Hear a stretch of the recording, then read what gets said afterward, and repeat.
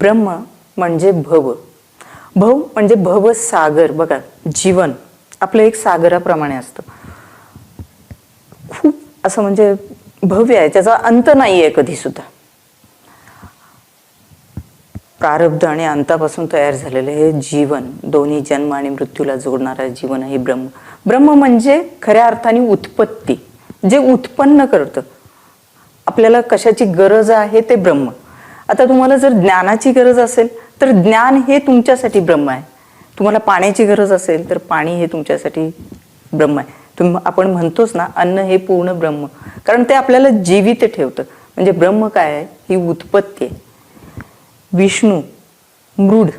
मृड म्हणजे काय? मोडणे, लवणे, वाकणे.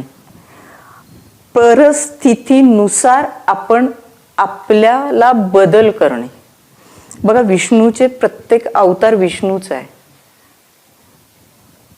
आपल्याला ज्या वेळेला जीवनामध्ये जगताना आपली जशी परिस्थिती येते त्या पद्धतीने आपले स्वभाव बदलले जातात. आपल्याला विनाकारणच कधी राग येतो, विनाकारण येत नाही, समोरची परिस्थिती बघून राग येतो, प्रेम येतं. म्हणजे भावनिक आपण होत जातो. प्रत्येक भावना आपली जागृत होते. यालाच विष्णू म्हणजे काय? मोडणे, लवणे, परिस्थितीनुसार स्वतःला बदलणे. आणि लय, हर म्हणजे शिव. शिव म्हणजे काय? शिव म्हणजे अंत, हरण जाणं, मोक्ष, अंत. म्हणजे शिव म्हणजे प्रारब्ध पण तोच आहे आणि अंत पण तोच आहे.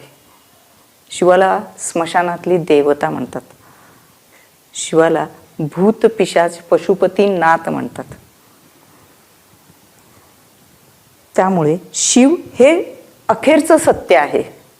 शिव म्हणजेच सत्य जीवनाचं. तुम्हाला एक गोष्ट सांगते मी.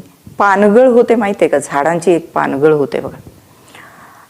आत्ता सध्या चालू आहे, झाडांची पानगळ होते. त्यावेळेला झाड काय करतं माहिती आहे का? त्या पानापर्यंत ना, ज्या वेळेला त्याला नवीन पालवी हवी असते, नवीन जन्म हवा असतो, त्यावेळेला नवीन पालवी हवी असते, त्यावेळेला त्या पानाला पोचणारं सगळं जे आपल्याला, जे त्या पानाला स्वास्थ्य देणारं असतं ते थांबवतं.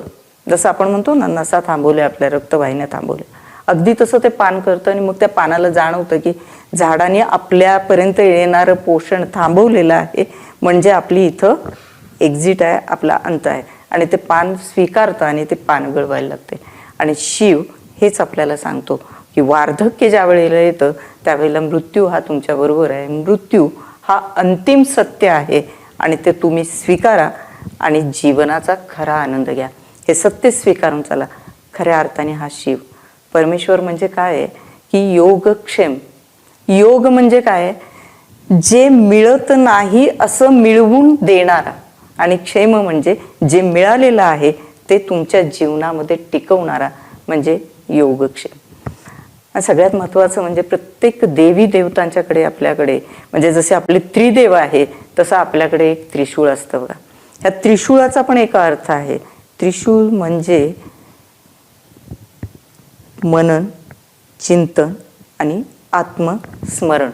म्हणजे तुम्ही जे बघता त्याचं मनन करा, त्याचं चिंतन करा, ते स्वीकारा आणि त्या पद्धतीनं जगण्याचा प्रयत्न करा. हा खऱ्या अर्थाने त्रिशूळाचा अर्थ आहे.